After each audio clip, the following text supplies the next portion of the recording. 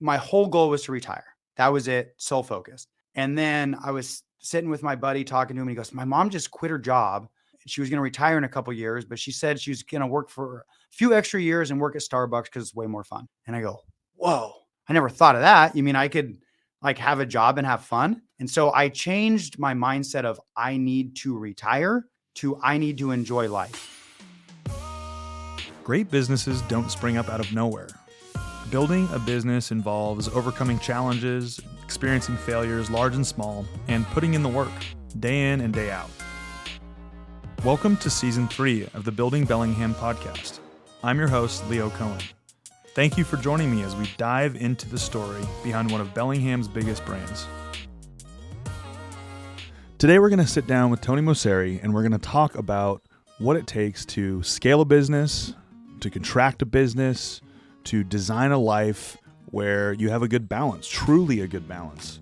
We talk about how investing doesn't have to be complicated, and it just takes grit, determination, and ultimately sticking with it and being willing to sacrifice in order to make it happen. We talk about Tony's schedule and how that's dramatically shifted from trying to force himself into a 9-to-5 schedule to ultimately designing a life where he's able to freelance write, coach basketball. He's able to go and check his job sites and run an Instagram account for a yard game community. We talk about the concept of just trying things, right? A lot of people get stuck in this analysis paralysis. Tony does not get stuck in analysis paralysis. He's willing to try or is open to listen to almost any business idea. He doesn't have to necessarily know it, but he's going to dive into it and get obsessed and give it his best shot.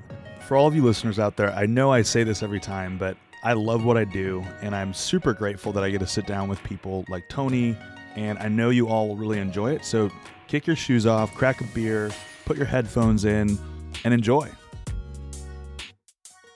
Tony Moceri in the Building Bellingham studio. Thanks for joining me. Thanks for having me, Leo. I'm excited to be here. For those that are listening, many people know you in the community for a variety of different reasons. But if you were to put it in a nutshell of what you do, what is it that you do? Well, mentally, what I see myself is someone that just loves to try whatever comes in my brain, which can drive my coworkers, spouse, daughter, friends a little crazy. But that's kind of what I've been doing for, probably my whole life, but really, the last 20 years, I've been pretty actively, if I have an idea, see where it maybe can go. But as far as like practically what I do, it's, Moceri construction. We've been building homes locally. My dad started the business in 1974. He's still hanging around doing stuff. And then me and my brother still building houses and doing that. We do a lot of real estate investing. It's a big part of what we do. And then I do freelance writing, right, for a lot of local publications, which we can get into that a little more if you want later, but that's been a pretty exciting thing over the last couple of years. And then random stuff. I got an Instagram page promoting yard games. My wife and I have a Instagram page posting about our travels and camping and stuff like that. And just someone that likes to do a lot of stuff. I have a lot of interests. They often spiral into other things. Yeah. Many people are afraid to try things. Like there's a lot of people that have what we call analysis paralysis. And you probably look at them and go, well, you should just give it a shot. What was this like something that you were just born with where you're like, I'm going to try whatever comes in my mind that I think I can do? Was it a self-confidence or was it your parents saying, yeah, go give it a shot? Honestly, probably ignorance, right? And I think I was just born with it. It's one of those things where, I've always spoke before I thought about what I was going to say, go and run into the wall before seeing that it's there. It definitely led to struggles, maybe getting in a little bit of trouble, doing things that didn't pan out. But I also think it's been one of my biggest successes. Analysis paralysis is definitely not something I have. Probably have the opposite. Try to surround myself with people that do a little more analysis. Yep. So they can say, I don't know, Tony, that might not be such a good idea. And they can give me pause. Yeah, it's really, I'm easily excitable. When I get into something, I dive into it. I try to learn everything I can about it, try to become as much of an expert as I can and run with something. And some of those somethings go somewhere and some of them go nowhere. There's thousands that nobody's ever heard of or seen or anything, except for maybe my poor wife. Just ideas. Yeah. Just She hears a ideas. lot of it. Yeah, Yeah. for sure. It's interesting because it truly is a numbers game, especially when you're creating things, but it's also a quality game. And so the cool thing is the things that have come to the surface as successes for you or you've taken over are very high quality. So tell me a little bit about like when you're focused on so many different things, but you also have these really high quality things that are working. How do you have the bandwidth to keep the quality there, but then also try things that like start out without quality, right? Because everything starts with a lack of quality until you make it quality, right? Yeah. And I tend to not want to move things forward unless I can do it in a quality way. I'd say there is definitely a lot of things that I have started just in my home office on my own that never materialize because I get into it and I say, I can't deliver this in a way that I would be happy. I think the quality thing, really, I grew up in a household where my dad and my mom was going to work and building beautiful homes where the number one thing was quality. That was always the most important thing. And then I married my wife, who she's cut from the same mold where everything has to be done really, really well or we're not doing it. So that's just really resonated with me. I've had my consistent things that I've been doing for decades now. And then I have other things that have come and gone. And I like to think that I did all of them well. I definitely to the best of my ability. And then, there's things that nobody's ever seen because I wasn't, comfortable with what I could produce, or I lost interest, which is frankly really easy for me to do. So it's easy for you to gain interest and lose interest all quickly. The time. You should see my bookshelves. Yeah. It's unbelievable. I buy a book on everything I get interested in. That's kind of like my test. Like if I can subscribe to a magazine on it or buy a book, and like if I actually read all the book, I'm like, okay, I'm somewhat committed to this, or get halfway through the book. All right, this isn't for me. Let's move on to something else. Well, this is one of the things that we've talked about here is the whole adaptive intelligence. And that's something that's really cool. I think some people see it as like ADD and others would see it as, oh no, like it's following the path or it's of interest or it's of value or it's not. And so that's the way I look at it. And tell me a little bit more about your adaptability and being able to say, I'm not good at this or don't want to be good at this, and then moving on and not being too tied to the fact that something you spent energy on something. I get interested in things very easily. Like my wife and I had hair salons. She was a hairstylist by trade. We ended up buying a hair salon. So I went all in. Turned out it was super interesting, learned a ton about it. I knew nothing about hair beforehand. This learning it, getting excited about. And I guess my point there is I can get excited about almost anything. And so I think we're not on this planet long enough, in my opinion. I want to explore things that I'm interested in. So I dive in, and then I don't see it as a waste. I feel like I'm building these layers of knowledge. I'm getting to experience things on whatever level I do. I do some business coaching and some real estate coaching. It's my way to help people, but also live vicariously through them and get to experience some of a business that I'll probably never explore. So I think that's my mentality, is learning about this stuff, getting to know it. I don't see it as a waste at all. Like the more I can experience, the more I can learn, the better. I want to layers. Yeah. Like I wish I didn't have to sleep at all. I want to just live as much as I possibly can. I love that. I want to take a little segue back into hair salon. So you dove into hair, and Lindsay, your wife, she ran a hair salon, and you bought the hair salon together. A different one. Yeah. So we weren't married yet. We were in our mid-20s. Yeah. Again, ignorance is bliss, right? We had tried to start a salon a little while before that. Space didn't pan out. The commercial real estate agent I had been talking to called me up and he goes, Tony, I got a deal for you. This salon's for sale. It's inexpensive. The woman just wants to spend more time with her family. And if you got a good arm, you could hit it with a rock from Moceri Construction. So it was Salon Bellissima in Fairhaven. Yeah, right on.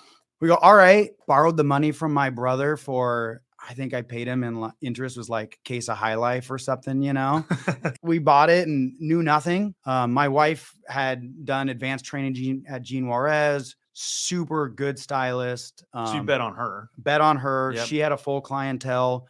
We inherited a few people in the salon. And again, we're in our mid-20s, didn't know much. Everything I knew about business was try. Yeah, well, just from Moceri Construction. And I hadn't even been in the office for very long at that point. We just kind of went for it. Lindsay and I were both in school. I was a post-bac doing some psychology stuff, and she was doing some business stuff. And we dropped our classes and said, all right, well, I guess this is a business school now. Was that an easy decision? Did it feel easy in that moment to go, okay, I've already committed to finishing school, but in this moment, I'm like, this is the right thing. How did you decide it was Yeah, the right well, thing we to do? finished our courses, and then we dropped them going into that next quarter. Yeah, I mean, I kind of thought, I'm like, we didn't know if Lindsay would go back and do that anymore. This was owning a salon was kind of the goal. So if she's doing it, then great. I still had thought I would go back. Super interested in psychology, wanted to study it more, specifically sports psychology.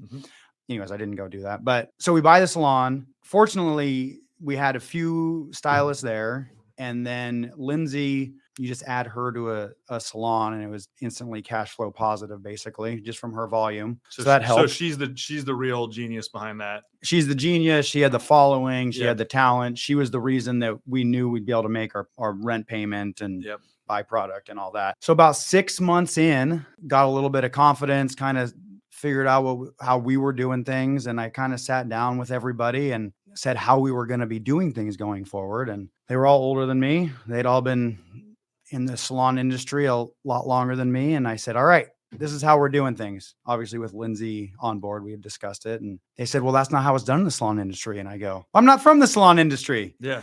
They all chose to leave. We brought in new people. We had hired a couple people since then. And so we had Salon Bellissima for a while. We ended up opening up a second salon called Caribou in kind of downtown Fairhaven. We ended up then selling Salon Bellissima. Basically, somebody approached us, wanted to buy it. You're ready?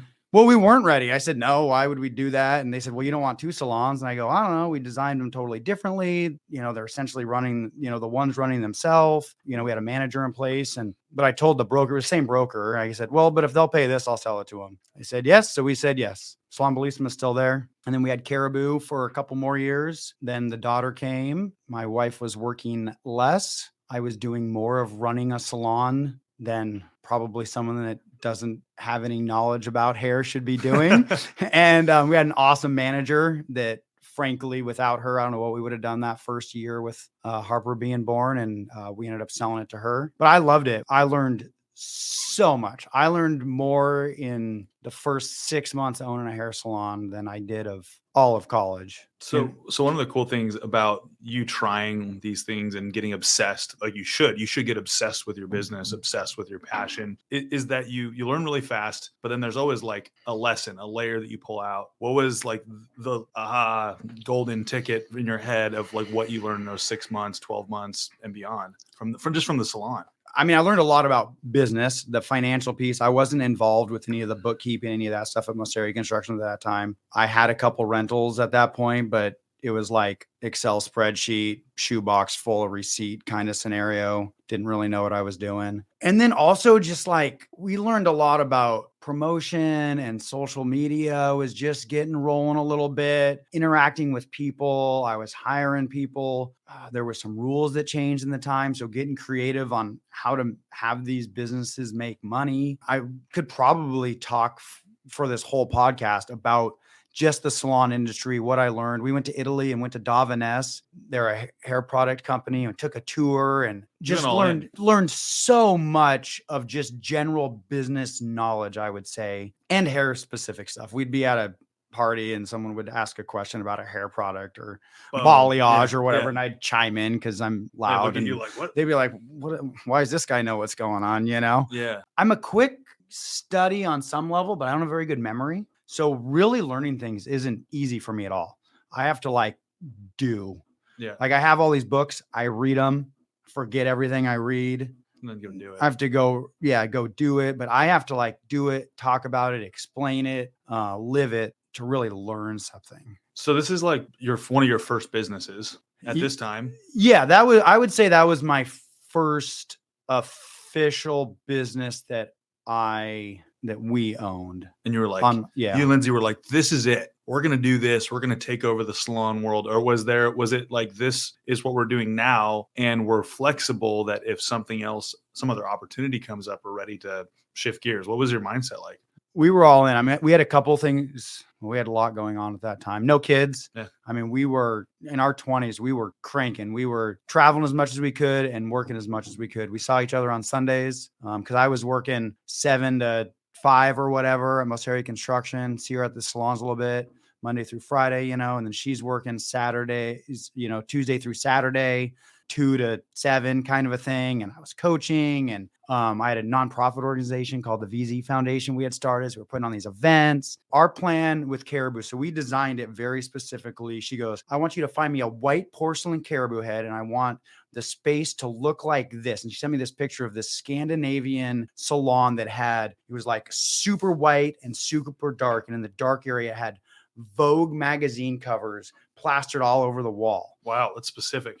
Yeah. And I go, oh my gosh. Yeah. So I called up I get one of my carpenters and had him in there working. So we designed the space. We ended up not doing anything on the wall, just super dark, super light. All the stations for the stylists were rolling toolboxes, so we could roll everything out to have events in there. And we'd throw parties and do different stuff in there. And so it really became a gathering place. We had art openings, had featured artists that would rotate through. And the big plan was either to have multiple caribous, potentially a hair product line. And then there was an idea of having a clothing element also. The other idea we had that we never really we didn't take anywhere, was to just flip salons, because it was literally you add Lindsay and boom, it's profitable. I had a good model for bringing in great people. Lindsay's no drama. People loved working with her. We were going down that track, and caribou was doing awesome.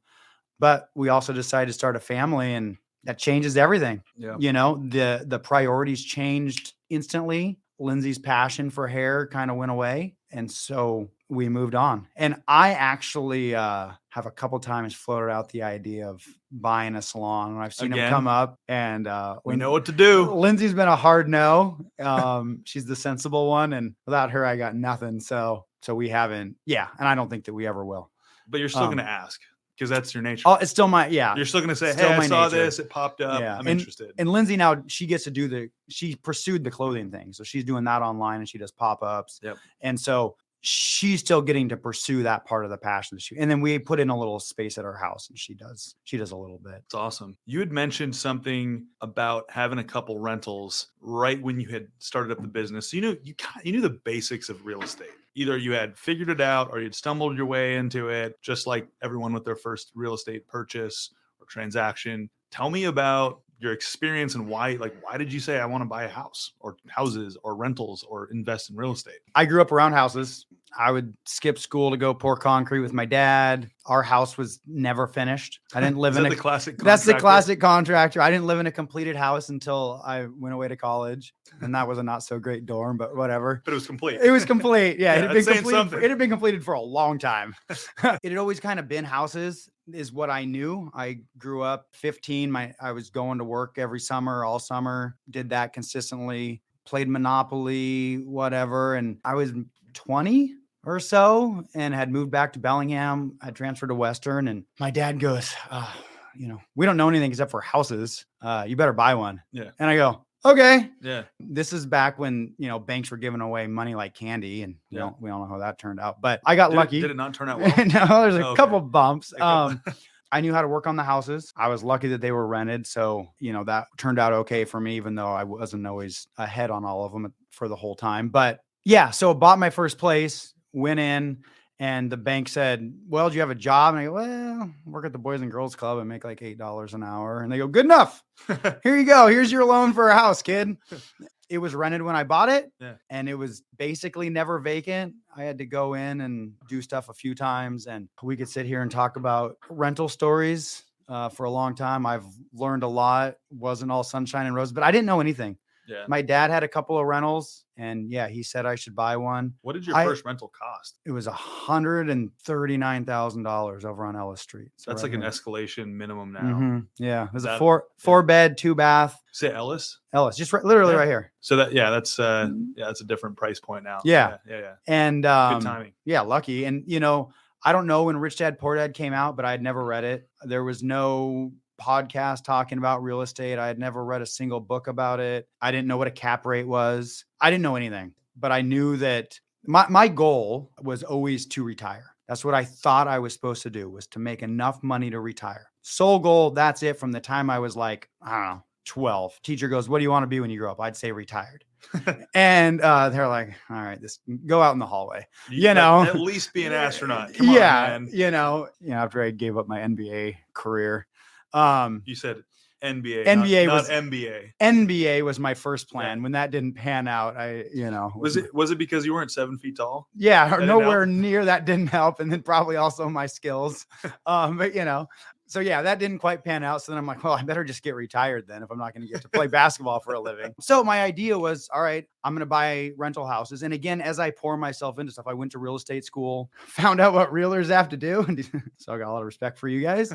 Decided not to get my license, decided I did not want to be a realtor. But doing that was so valuable. When I do my real estate coaching, a lot of people that I talk to, I go, you know what? Take the class, buy the book, whatever. The $600 you'll spend on the class will pay dividends if you want to be a real estate investor. It's all about covering your ass, right? It's Exactly. all about it. And some of the stuff in that course isn't overly useful, but so much of it is. And just speaking the language. Yeah. I think that's, I've learned the construction language. I learned the psychology language, learning the real estate language. So when you're standing there, or you got an offer that's sent over to you, you know what's going on.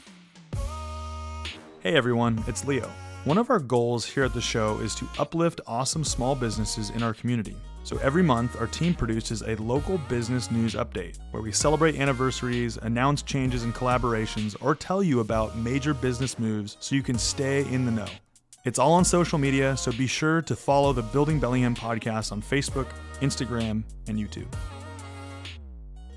So that started my path of I want to retire. I knew nothing about the stock market. I didn't know how to make an app or a website or write code or anything like that. So I figured I'd buy houses and I'd rent them out. And my plan was, if I could be cash flowing a couple $1,000s a month, that'd be enough for me to live in my college house and drink with my buddies every weekend. Let's talk about cash flow, because I think there's a romanticized view on cash flow. People are like, you need to be cash flowing $2,000 per house, but like, tell me a little bit more about like, how do you add up cash flow?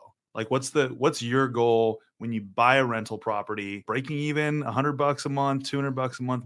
How do you look at that? So when I first got started, my goal was to save up 25% down because I would get a break on my interest rate if I could get to 25% instead of 20. And then I wanted my rents to be $500 for every $100,000 in rent. And that's how I knew how to do it. And my goal was to make 5% on my rents and 5% on appreciation. And if I did that, I was happy. And really my goal was just to get the houses for free. I didn't even think about, I had no idea the market would do what it has done. Nobody obviously did. And I also didn't see rents doing what they've done. They didn't grow very quickly at the start. And so I was just trying to get a free house, with my tenants slowly paying my mortgage. And then I figured I'd do that, end up with a house. And if I could do that a few times, now I have this income coming in. And so it wasn't a get rich quick scheme. It was this is a process, but if I can work really hard, make money, pay down those loans, that expedites the process.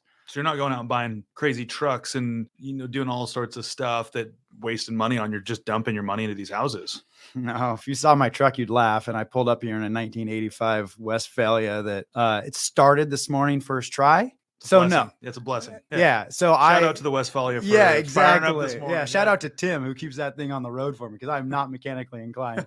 No fancy trucks. If you want to see my success, you can count it in, we like to go on vacation and I buy 2 minute yard games. Those are really expensive, aren't they? Some, they're going up there. They're getting up there. The cost of plywood hasn't helped. Yeah.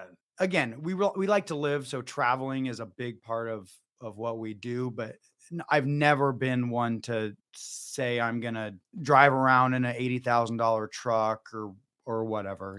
Sounds like at that time, that would be pretty much a house, like half a house. Yeah, absolutely. Insane. I didn't understand what I was building at the time. It was really, this is a method. And I actually sat down. This would have been, I can't quite remember the order. I guess this would have been my second house. I was getting a loan. It was kind of an unconventional property. It was zone light industrial. So I couldn't get a conventional loan. So I was sitting there talking to the banker and I was going to have to pay a higher interest rate. And, I was going to be paying like 7% interest, which for everybody right now sounds like madness. Yeah.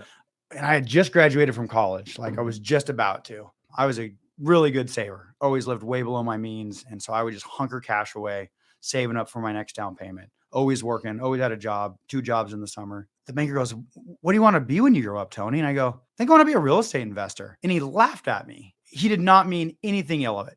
Great guy, super, super great guy. Couldn't speak any higher of him. But I was a little taken aback that he laughed at me. And again, I was, 24 or whatever. So sounded like, what does this kid know? But when he laughed at me in that moment, I was like, you know what? Got a little chip on your shoulder. I think I can probably pull this off. Let me show you. Yeah. And so I became pretty diligent kind of moving in that direction. A lot of people, the minute that like you throw money on the fire, it accelerates them in the wrong direction or a direction. I'm not trying to tell people what direction they should be going, but you see a lot of people, they get a little bit of money and then like they get a little whiff. And the next thing you know, they're spending it on, for lack of a better word, dumb stuff. It's lack of like focus on priorities, but you just, part of it was the like ignorance, the stuff you didn't know, which was a huge blessing, not knowing and just going for it and being willing to try. But tell me a little bit more about your mindset when maybe a friend or someone you knew went out and got a new truck. What were you thinking in that moment? Like, was it just really easy? Like, nope, I'm going to just stick to my game. You can do your thing. I'll ride in your truck. We'll ride on your boat, but I'm going to keep buying houses. Yeah. I created a rule for myself at a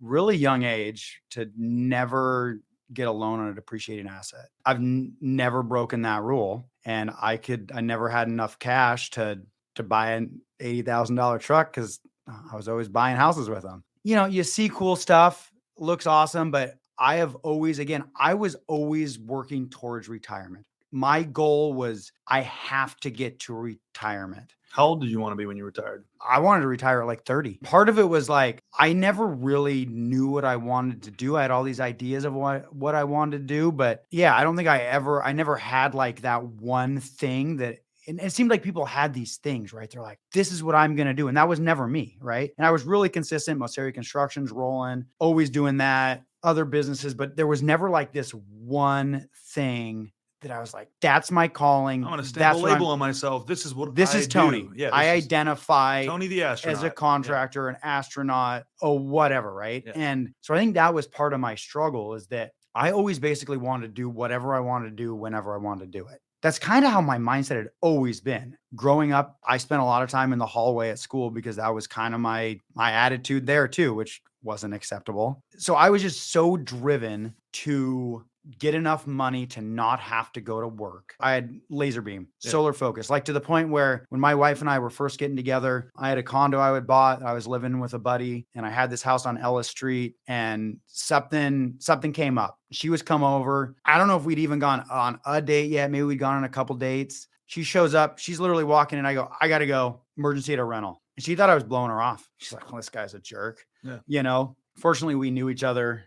We grew up together, and she kind of assumed I wasn't actually a jerk, gave me another shot. She understood that at that time, that was my life. Like, I couldn't afford to hire someone else to go respond to these things. If there's an emergency at a rental, I got to go. So that was my thing. I was all in on laser focus, make enough money to not have to go to work. It sounds like she admired the fact or respected the fact enough to say, hey, look, you got to do your thing. Go do it. Yeah. Once she realized, absolutely. She's definitely accepted me for that aspect of me. But she's as guilty as I am. Like these hair salons, Lindsay, he's calling you out. These hair salons, all these businesses, everybody goes, oh, Tony, you're so entrepreneurial doing all this stuff. Easily half of the stuff is instigated by Lindsay. Yeah. She grew up in an entrepreneurial family. So she saw it. She gets it. She knows that when it's got to be done, she put in a 12-hour day on Monday, between working her at the coffee shop and coaching volleyball. And so that work hard, play hard mentality is definitely something that she and I both have. It's something you guys clearly connect on. And, one of the things that you and I have in common is we're both ADD, and we're like, ooh, this is cool. This is cool. This is cool. But then when we get laser focused on something, you can't like pull us away from it. It's done. You're like, I don't even know what's happening around me. So you got friends that are like, I've got my thing. I'm going to go be a fill in the blank. I'm going to go do this. And you're like, I just want to do whatever I can do so that I can be free. Essentially just be free. Tell me about this concept of freedom and just blocking other people out. Like, hey, we're going to go out and do this. Or were you just laser focused and we're like, I'm still going to play hard. I'm going to go hard at all times. It was the latter. So like in college, there was a time where I was working. I think I was the only roommate in school at the time. They were like all kind of working. And it was just wake up at 6 a.m, finish my papers. Hopefully I'm sober from the night before, go to school, come back, go to work, come back. They hand me a beer when I walk through the door, party time, wake up, repeat. They on the weekends, they wouldn't wake up till noon. So I had from 6 till noon to write my papers. I was a history degree with an English minor. So lots of reading, lots of papers. You're probably using that now, right? But you're using the writing.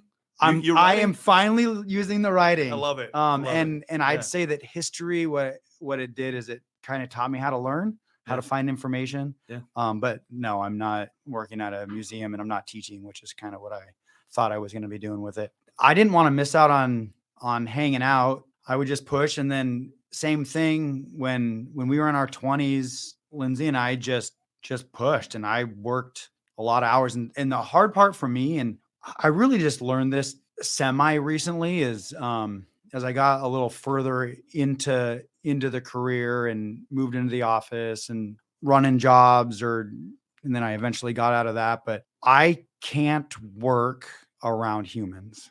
I can't get anything done. I get totally distracted. So what would happen is I'd wake up, go to the office, not get anything done all day. People walk in, talk to me. I go to job sites, run around, talk to everybody, totally distracted all day, maybe responding to some emails or whatever. And then I'd have to go home at night and do all my work because I literally couldn't do it. Just no focus at all when everybody's around. In the last few years, as I've been adjusting my life, adjusted it accordingly to be focused on working when I know I'm going to be efficient working, and not try to work when I'm going to sit there and waste hours being inefficient. I've learned my brain better now that if I sit down and can't focus, I'm not going to get focused. So go for a walk, go outside, go do something else productive that you can do that doesn't involve having to focus on a computer screen or a book or whatever. When you're in flow, be in flow. Exactly. When you're out of flow, absolutely. Or you're flowing on something else. Like you need some. And so that time. So that laser focus for me, I've always had like this laser focus on my end mission of not having to work. And I want to talk about that a little bit more because my whole mindset on that has now changed. But, so that was my laser focus from the time I was a kid till really just a few years ago. And then otherwise it was moments of blinders. Yeah. But otherwise, no, it's someone says, I want to do this. And I say, all right, let's go. Let's do it. I'll stay up till midnight doing my work so that I can go do this with you. Someone wants to get coffee. I say, all right, let's do it. We can find that hour somewhere else. But you always still got your work done. Like the other work, you always found a way to get it done. And that's what I think. A lot of people think that we have this like 9 to 5 window, and it's not always that way, right? Absolutely. I knock on wood. I don't miss deadlines.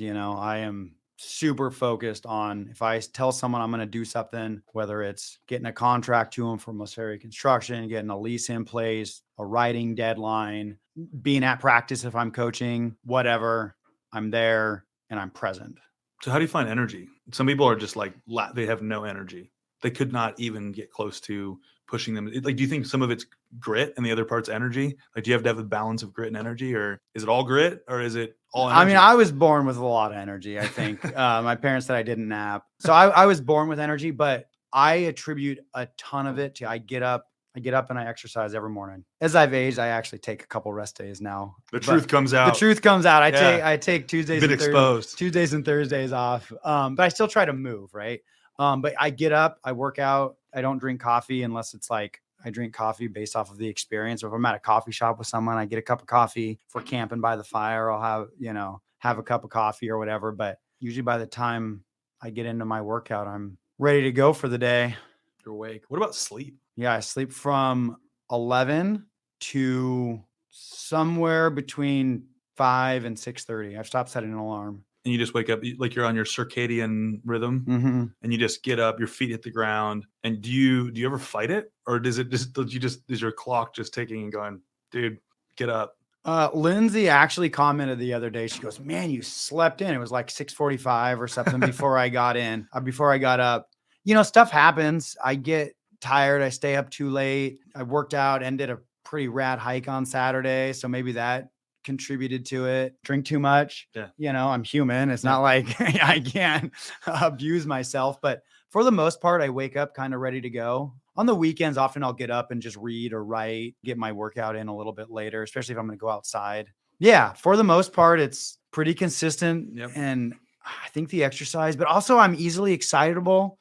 You're stoked that the day is happening. I have stuff I want to do every day. And so if I'm excited about what I'm going to be doing, then it's easy. There's not enough time. You're telling me that you can design your day so that you're excited about it every day. Yep. I can design my day so I'm excited about every day. Construction is traditionally a 8 to 4:30, Monday through Friday. No ifs, ands, or buts about it. That's when we work. There's a lot of logic to it for being out in the field, have everybody on the same schedule. Some companies work 410s.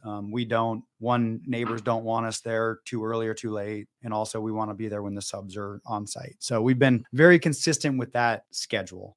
As I said earlier, that was always a real struggle for me because I was so inefficient during a lot of those hours because humans were around. That's the reality of it. And so I struggled for it. And it was not socially acceptable to operate differently. Within our company, the culture was, this is how it's always been done. This is when you work. This is what happens. And said, okay, that's what I'll do. It was really hard for me. And I had set myself up to work remotely and I was super excited when I did so. Finally got, a server already, got my Surface. I can work from anywhere. I can travel, work. When I go on vacation, I work all the time too. I love it. I like to be able to, I was set up to do this, super excited that this was going to be my opportunity to design my life and work when I could work best, and not socially acceptable. Did not go over well with the team that was in place at that time. Said, okay, didn't want to buck the system, kept operating how I was, kind of changed the company. The company had quite a bit of change. You had scaled it pretty. We had scaled it. We were up to like 40 people. Where was it before you had scaled it?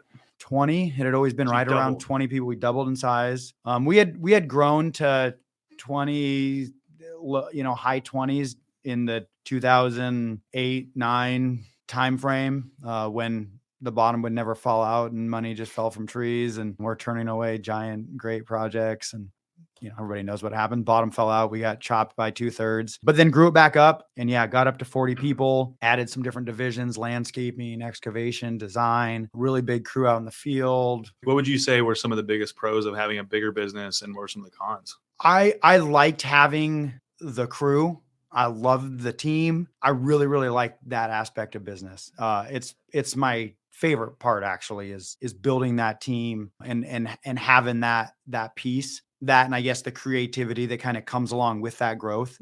So I really, really liked that aspect of it. Other than that, it was all superficial, ego, make more money. I am super competitive, hate to lose more than I like to win. So it was, all right, if I don't do this project, somebody else is. That's me losing. Have to win this project, have to win this project, have to do it. More people, more projects. Let's grow. Let's conquer the world. We got to build some awesome houses for some awesome people. Got to have great people on the team. But from a stress standpoint, from a quality of life standpoint, it wasn't great. And my role had transitioned from let's all get together and have a good time, going out on job sites, seeing cool stuff, meeting with new customers, finding new innovative things we can do or growing a little bit, to putting out fires. That was it. When you're that big, there's going to be problems. And Tony was the guy to solve that problem. So what was the tipping point for you where you said, no, this is like, I'm not doing this way anymore? My brother is one of those very logical, realistic people I surround myself with. He never wanted the company to be the size that it was. When we were growing up, it was that 18 to 20 range, building cool houses, doing cool stuff. He always wanted to be that around that size. He's super hands-on. He wants to have the space in his day, which is like the 20. Yeah, around 20 people. He wants to be able to go out and physically swing the hammer if he wants. Yeah. And we had gotten to the point it wasn't possible. He was managing like 10 jobs. We were talking and this is crazy, Tony. Why are we doing this for money?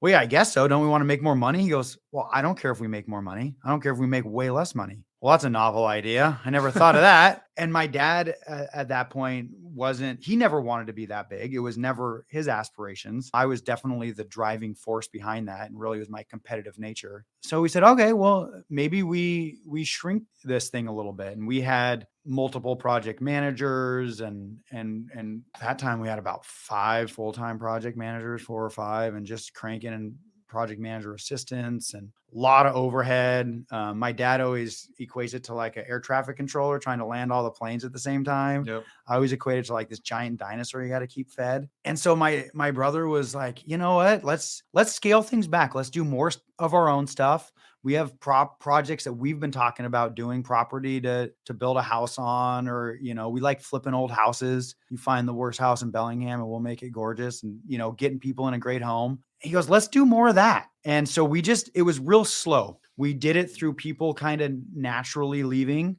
moving on to the work at the parks department or be an inspector at the city, or COVID hits and someone says, all right, I'm moving back to Connecticut, or whatever. And so it happened very naturally and over a few year period of time, where we just slowly shrunk down to the size that we're at now, which is where we want to be. In that process, when your business is bigger, when you're feeding the dinosaur, right? You're feeding people to a dinosaur. No, I'm just kidding. But you're essentially, I've seen myself. So you're feeding the machine, right? Inevitably, like there's a certain tipping point where you go from working with just people that fit the mold of who you want to work with, like just all around good people, to more people that are, hypothetically have enough money to afford a beautiful home that you guys build. Tell me about like your interaction with customers, because you're super easy to get along with, but when you're in the business mode, you have to get things done and things have to move smoothly, and there has to be a mutual respect. So that mutual respect for me is single-handedly the biggest thing. I have had the foresight a few times pass on projects because I didn't think we were going to get the mutual respect. Some people were very clear up front. Other people have tricked me. I've gotten into very uncomfortable, awkward positions with homeowners, and most of the time they're respectful to me. I've had a few that have not been, but usually they are respectful to me. But I've had it where they weren't respectful to my project managers or some of the crew. I had to tell them that, that's not okay. I don't care if their last name isn't Moceri. I don't care if they don't have as much money as you or whatever. We're not doing that. That can cost you money. It can cost you jobs. We've had our bumps in the road for sure. You can't make everybody happy. Really? Yeah. We tried. Trust me. We made it a personal mission to make every customer happy, to the detriment, in my opinion, of my own health. I internalized that. Blood pressure through the roof, stressed out. We're really selective, and I love houses. I love property. It's one of my passions that I've had since day one, because I grew up just living it. The smell of that Doug fir in a framed up house is just, there's nothing better, right? And so being around that, I love houses, but I only want to do it for people that are gonna respect, your process. Definitely me, but my team more importantly. Yeah. We want to build cool stuff. Yeah. Super fun. What would you describe as what would you describe as cool stuff? So cool for me is something that's unique that I haven't gotten to do much of. Attaching a house to a rock, right? And, the engineer gives you this recipe of, you're going to bore in and you're going to physically attach this house to this piece of chuckanut sandstone. And I did the math. It's going to stay there. Nothing to worry about. And we go, all right, we believe you, engineer. We're going to attach this house to the rock, right? like that's cool. Things like that. We've done so many different things, but architecturally different stuff. Somebody once told me that the reason that people like working with Moceri Construction is because we give them the opportunity to do what they love to do. We just put in this awesome landscape waterfall. We have Chad is just incredible landscaper that works with us. And I don't know how to do that, right? Like I grew up around wood, and frankly, even that I'm really low on the skill level compared to anybody else on our team, right? But getting him to see him build this thing that I don't know how to do it is really cool. But for me, the most important thing though is working with people that are going to have that mutual respect. They're kind. So at this point, the economy is great. Everybody's calling, wanting us to do stuff. And so now it's really a discussion of, what do you want to do? And is this a good fit for both of us? Is this going to be a successful project? As opposed to, my mindset used to be, phone rang, have to do the job. Doesn't matter if they like me, doesn't matter if I like them. Let's do it. Yeah. We're building it, because if I don't, I'm losing. Well, and it's interesting. I like what you said about kindness. And I think that, we talk about business, we talk about all these like robust terms, like just winning and gotta, beat out my competition. And kindness is really important. And you can be wealthy and kind, and you can be not wealthy and kind. Like kindness it goes such a long way in business. I mean, you're a kind guy. How has that worked? I mean, it's not always about money. It's not always about winning. It's about finding the right fit and treating people right. For a lot of the time, it was about winning and money, right? And always trying to, my nature is to be kind, but I'm also super competitive. I hate to lose, and I take things very personally. There's absolutely been times where I probably haven't been kind, whether I'm standing up for myself or someone else. Often it's for someone else because I really dislike bullies. This whole kindness thing, I feel like this term has really caught on in the last few years. And where I saw it first is at my daughter's elementary school. It's like everywhere. It's like, make kindness normal. I'm like, wasn't that a great thing to be teaching children? Why isn't this plastered everywhere? Teach this to clients. Teach this to, and other people in my industry. Everybody, right? Like, everyone. Let's be kind to each other. Yeah. And so we have been really fortunate to have very kind. I mean, a lot of our customers have been kind and generous. And my dad just finished a project for someone that we built him a house 20 years ago down by Deception Pass, wanted to downsize. So we designed and built him a second house, and we've done some other projects with him over the years. And the kindness that some of these customers have shown us has been unbelievable. In 2010, when we were just donezo, right? Like cut by 2/3, trying to keep everybody working. Nobody's making any money, trying to make sure that not cutting health insurance, paying all of our employees, never missing a payday. We sent out this flyer, I print up a flyer and we send it to everybody that we had ever worked for. Be like, do you need any of these things done? It's like cleaning gutters, anything to keep our crew working. And, these previous customers in act of kindness came out of the woodwork and they go, our kitchen's a little outdated. Why don't you guys remodel our kitchen? They didn't need a new kitchen. And so we have seen kindness in spades, and we've tried to pay that forward onto our team and into the community, But no, I mean, it's so underrated, right? You look at the news and you do whatever, and it's just so little kindness. And that's why I like coaching. I used to be on these boards, a bunch of adults sitting around talking about all the great things we're going to do. It's great. We need boards figuring out all these great things and all this stuff. Right. And when my daughter was born, I kind of bowed out of all that stuff. And I go, you know what? I'm not doing that anymore. I'm going to go coach. I'm going to go hang out with kids. I'm going to talk to them like they're humans, be kind to them. That's how I'm going to give back. And I think showing that kindness, things like that are really discounted in our society right now. We're so caught up in, and we're going to do a bunch of it after this, right? We're going to post to Instagram and say, oh, we just did this awesome podcast. Yeah. But, we're also caught up in all that stuff, right? That, doing a simple act of kindness to me is super underrated. And it doesn't have to be something huge. It can be something really simple that can really pivot someone's mindset or their attitude. Asking them how their day was, or taking the time to listen. Or by the way, how's your day going? Yeah. My day's going. Well, I'm here. So obviously great. Let's shift a little bit back to Life by Design. Yep. We've talked about some examples of IQ, and like you and I learn, I think, very much the same. And then there's EQ, right? We've got this emotional intelligence, how you treat people, how you interact with people, and this adaptive intelligence that's like a new thing that people didn't know was a thing before. Tell me a little, like, what do you think is the most important of those types of intelligence? Are they all important? Well, I think they're all important for society. I was actually just on a business coaching call with someone yesterday, and he was like, I wish my genetics were better. I wish I was born smarter. I go, yeah, we need people that are physically born brilliant to get us to Mars, right? But we also need people that are creative. And to me, creativity is the most important thing. I think that's what makes us human is creativity. And so creativity is where I put the most value on intelligence. And I think to design this life that I have, it has been through creativity. It's up at 3 a.m, can't sleep, laying there thinking through problems, thinking about different strategies, being creative about how I can make a certain piece of property work, or change Moceri construction, or start a different business, or whatever. I think that creativity, and then also being creative about how I manage my time. I wrote a blog post about this, while the world sleeps. And that's when I get a ton of my work done, is while the world's sleeping. So people get emails from me early in the morning and late at night, and less during the middle of the day. Please respond immediately. Just kidding. Yeah. So, and that's an interesting topic too, the whole topic of writing. Okay, so we talked about you writing papers in history, your history major. Fast forward, you're freelancing. I see it pop up on LinkedIn. I see them published in local publications. How did that happen? I took a creative writing course when I get part of, checking off the credits box. Yeah.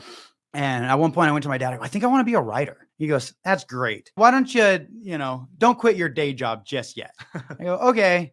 I had tried writing books before and I still try doing that, but my attention span sometimes wanes. So far always has. I had a blog I was writing. What was it about? Started off as The Working Dad, and then I changed it. It's just mine, and my friend called it I don't know, The Wandering Thoughts of Tony Moceri or something. They're kind of it's basically business self-improvement type stuff for the most part. Yeah. And then I'm going to write one about this experience also. Right on. So it'll be on tonymoceri.com, and I'll write, about getting to do this. And so I was writing that, and the owner of Southside Living approached me, and he goes, hey, you want to write something for the magazine? And I go, I guess so. Like what? And he goes, oh, I don't know. Let's chat about it. And a few months went by, and he goes, are you ever going to send me anything? I go, well, I don't know what to send you. He goes, well, I could just publish your blog posts. And first thing I was like, you read those? And then I go, sure. So that was January of 2020. Yep. First issue published in that. And I was like, well, this is cool. I sent a copy to my high school English teacher who wasn't sure I was going to stay out of jail. Lonnie Pitts, best teacher on the planet. And she blown away that someone had published my writing. I could barely read when I got to her, And so a few months went by and COVID hits, and I'm sitting there bored. Governor says I can't leave the house. And I found an old listing for Wacom Talk looking for freelance writers from September of 2019. So I write up, what do you love about Whatcom County? I sent it over to Stacy, and she responds. She goes, very nice writing. Do you know we're in the middle of a pandemic? We're not adding writers right now. And I go, oh, what if I write for free? She goes, you want to write for free? I'm like, shocked anybody would want to pay me anyways. And so I wrote a free article on my friend's coffee shop. She goes, you're in. And I go, what? She goes, yep, you're hired. And I've been writing a couple for her. And then really that just gave me the confidence, and then I wrote a blog post. They can't say yes if you don't ask. So I just keep asking. To date, Sunset Magazine has not said yes, but if anybody there's listening, I'd love to write something for you. They're actually one of our core listeners. Good, yeah. For you at Sunset, this is a shameless plug. Tony will be in your magazine next. Yeah. So, but I keep, I'm in Mount Baker Experience, and I keep Business Pulse regularly now. And I've done some blog writing for some other businesses, and it's super fun, real therapeutic. I do it early in the morning or late at night or on an airplane or whatever. And when you're inspired, when you're I in love flow. it. Yeah. When I'm in flow. You can't stop you when you're in flow. And really interesting concept. You have been trading your time, or you have been getting more efficient at trading your time for money or things that you want or experiences. And you have this moment where they're like, well, normally we pay someone to do this. And you're like, no. Like what? How did you in that moment go, no, I'm going to trade my time for this experience, this exposure, this whatever it was for you? My whole goal was to retire. That was it. Sole focused. And then I was sitting with my buddy talking to him, and he goes, my mom just quit her job. She was going to retire in a couple of years, but she said she was going to work for a few extra years and work at Starbucks because it's way more fun. And I go, whoa, I never thought of that. You mean I could have a job and have fun? And this was before we'd shrunk Moceri Construction and done any of that. And so I changed my mindset of I need to retire to I need to enjoy life. And to me, the biggest thing was flexibility, creating this flexibility to be able to do what I want and to be, because I love to work. I love having projects. I love doing stuff, but I want to be able to do them when I want to do them. I might write an article and I might not make much money, but who the heck cares? Because I'm still blown away someone's letting me do this. Often I'm getting to interview awesome people for the articles, or I'm getting to go do something awesome for the article. And so I stopped worrying about the numbers and started just focusing on doing stuff I want to do. And my grandpa, who was a brilliant man, we didn't have too many talks, but at one point he goes, Tony, just do what you love and the money will come. And I didn't hear him at all. But I remembered it, decades later. The more I swing a hammer, the more the money will come. Yeah. And obviously the fact that Lindsay and I have had successes in businesses and real estate helps that we have some cash flowing properties. And that is all adds to the ability to, have this flexibility. It really is a different mindset that I'm not working towards some X amount of wealth. I need so much money. I need to be able to afford that truck or house or whatever. I want the time. I want to be able to drop my daughter off at school. I want to be able to coach. I want to be able to hang out with people like you, play yard games, go on a hike, whatever. I want to be able to do it. That's the most important thing, right? I think Snoop Dogg says in a commercial, if time is money, then shouldn't we think more about how we're spending it? Yeah, I love it.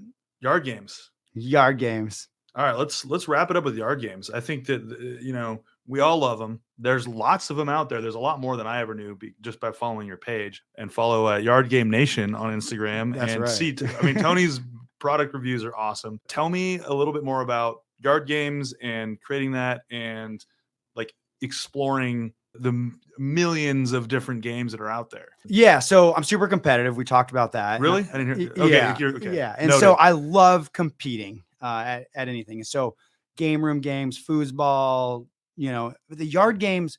One thing I love is their portability.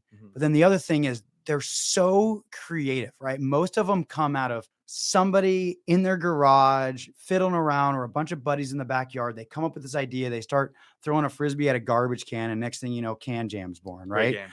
Great game, yeah. Or someone can't throw a beanbag far enough to play cornhole. On top ball toss is born, right? And so there's like all these different things that are created. And so I love that entrepreneurial spirit that goes along with yard games. And that's really that, and just physically playing them is where it kind of started. And so I had what I thought was a lot of yard games. I probably had 20 yard games, which is more than most humans what do you have. Think the average number of yard games that someone owns? Like 3? Probably 2 or 3, right? Yeah, they got like medium, probably cornhole and plus one, right? And maybe some Polish golf, maybe. Yeah. Do you know where the name Polish golf came from? No idea. Not Polish at all. It's because of the pole. That it's on. I just learned that. I'm working on my website and I'm doing research on all these different games. The more you know. Yeah. And so that's what got me into it. And so I just posted, I'm like, I'm going to start this thing. Lindsay, will you make me a logo? And so you got to see the logo. It's very patriotic. And I just started an Instagram page and just started posting pictures of yard games. Start getting followers and people going, hey, can I send you a game? I have 15 followers at the time. I still don't have very many. I got a few hundred, right? But turns out there's this yard game community, and it is a community of the nicest people ever. All they want to do is play games and drink beer. They're all just great. So I made all these friends through COVID, friends in quotes. We've played virtual games with each other, competing. We got the same game. And I was in giant pong basketball tournament, 60-second challenge. And it spiraled into, I was on a yard game podcast. I'm working on a website, which is going to have, right now my list is around 100 games that are going to be on there. I own about 60 of them. And you're slacking. I know. Yeah. Some of them you can't even find, right? So I'm going to have to build them or whatever. They're a theory. They're a theory, or they're outdated or whatever. But, and I'm going to launch the website, I think, before I have all of them on there, but I'm starting with the most popular, and then and then eventually video, and who knows? This is going to be, I want a yard game museum, and then my daughter's going to have to deal with it all, So it's so positive. It's so fun. It gets people together outside, moving, playing. Anyone can do it. Yeah. The creativity, the innovation. So I just love it. And so, I post. I'm not very consistent on social media. I'm sporadic.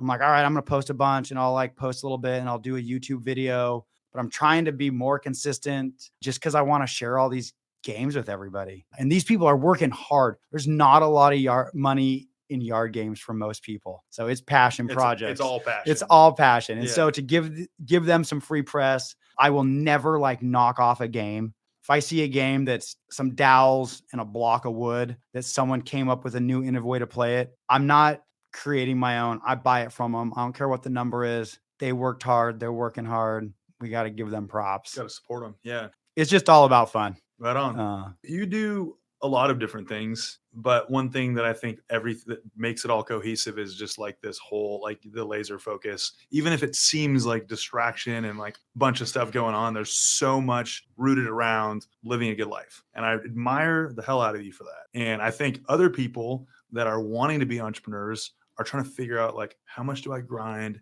and how much do I live my life? What's kind of like your final sentiment for the person that's maybe just like you? I think the first thing is to be very intentional about doing what you say you're going to do. If I tell someone I'm going to do something, I work really hard to follow through, even if I regret agreeing to it at some point. I think the power of no is super underrated. Learned that a few years ago. And so it is hard being entrepreneurial, it's not all cocktail parties and coffee appointments, right? It's tons of time on your own, grinding it out, staring at a computer screen, late nights, early mornings, up all night worrying about stuff. I couldn't live any other way. It's just how I'm wired. Sometimes I'm envious of people that aren't wired like that, because sometimes it is exhausting, but I also love it. And so for me, it's following through on what you're going to say. And I also think it's okay to try something and then not do it. There's this sentiment of, oh, you can't quit. And like I say, I'm a firm believer on finishing what you start. If our daughter starts a sports season, she's finishing it, even if she doesn't like it. You committed in the moment of something. I think you got to give it your all and do it. But if then you realize that's not for you, I think it's okay to say, oh, I'm going to do something else, right? We only have so much time, and find that stuff, do it for as long as it's enjoyable. And you may do it for your whole life, or you may do it for a period of time. Do your best at it while you're doing it. Tony, thank you. We appreciate you for coming in and sharing your story. And boom, season 3, episode 1, 2, 3, 4, 5, 7. I think 7. Is that right? You said 7 at the start. Okay, all right. I'm gonna stick with what I said I was gonna stick with. Thank you for joining us on this episode of the Building Bellingham podcast. Connect with Tony on LinkedIn or at tonymoceri.com or mocericonstruction.com, or on Instagram at Tony Moceri, at Moceri Construction, or at Yard Game Nation. Building Bellingham is a community podcast exploring leadership, challenges, failure, and mindset with entrepreneurs right here in Whatcom County, Washington. You can catch recorded episodes on Apple Podcasts, Spotify, or any of your favorite podcast streaming platforms. Be the first to hear about upcoming guests on the Building Bellingham Facebook and Instagram pages, as well as the Building Bellingham YouTube channel. This episode was produced and edited by Tiffany Holden. Our videography is done by Cooper Hansley. Social media and community support is by Taylor Beal. To learn more about the team behind the podcast, check out our website at www.livebellinghamnow.com or search Cohen Group NW on Facebook, Instagram, YouTube, or LinkedIn. From the whole Building Bellingham podcast team, thank you for listening.